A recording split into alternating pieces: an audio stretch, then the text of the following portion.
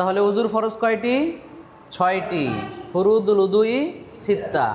তাহলে আল আউয়াল প্রথমটা হচ্ছে কি? গসলুল ওয়াজ। প্রথমটা কি? গসলুল ওয়াজ। ওয়াজ মানে হচ্ছে মুখমণ্ডল, তাই না? এই মুখমণ্ডলকে ধুতে হবে।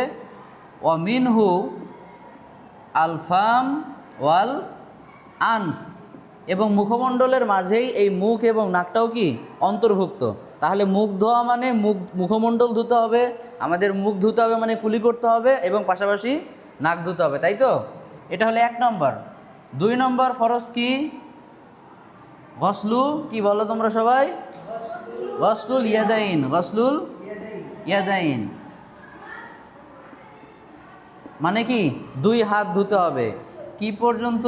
ইলাল মিরফাকাইন। ইলাল মিরফাকাইন মানে একেবারে তোমার কনুই পর্যন্ত 2 হাত ধুতে হবে। 3 নাম্বার ফরজ কি বলো তো? আচ্ছা, মাসহু জামিউর রাস। মাসহু জামিউর রাস, সম্পূর্ণ মাথা কি করতে হবে? মাসা করতে হবে। অনেকে 3 ভাগের 2 ভাগ করে, বা অনেক সময় অর্ধেক করে, বুঝে না ভালো করে, ওইটা হবে না।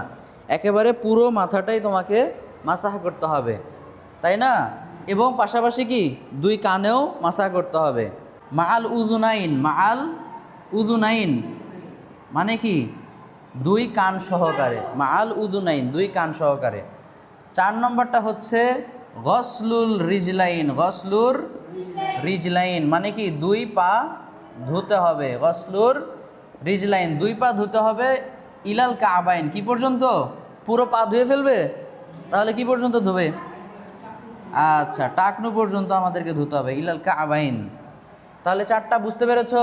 5 নম্বরে হচ্ছে আত-তারতিব, মানে তোমাকে সিরিয়াল মেনটেন করতে হবে। তুমি আগে পা ধুলে পরে মুখ ধুলে এটা হবে? হবে কি? হবে না। তাহলে সিরিয়াল তোমাকে মেনটেন করতে হবে। আর 6 নম্বর হচ্ছে আল মুআলা। 6 নম্বরে কি? আল মুআলা মানে তোমাকে পরপর করতে হবে, বিলম্বিত করা যাবে না। তুমি প্রথম শর্ত হচ্ছে মুখমণ্ডল ধোয়া। তুমি মুখ ধুয়ে চলে গেলে গল্প করতে, 10 মিনিট পরে এসে আবার হাত ধুলে, তাহলে হবে? আবার 5 মিনিট পরে তুমি মাথা মাসা করলে হবে না। বরং এক অঙ্গ শুকিয়ে যাওয়ার পূর্বেই আরেক অঙ্গটা তোমাকে ধুতে হবে, তা না হলে এই উজু হবে না। এই 6টা শর্ত সাপেক্ষে, এই 6টা ফরজ মেনটেন করে কোনো মুসলিম ব্যক্তি যদি উজু করে, ইনশাআল্লাহ তার উজুটা আল্লাহ কবুল করবেন।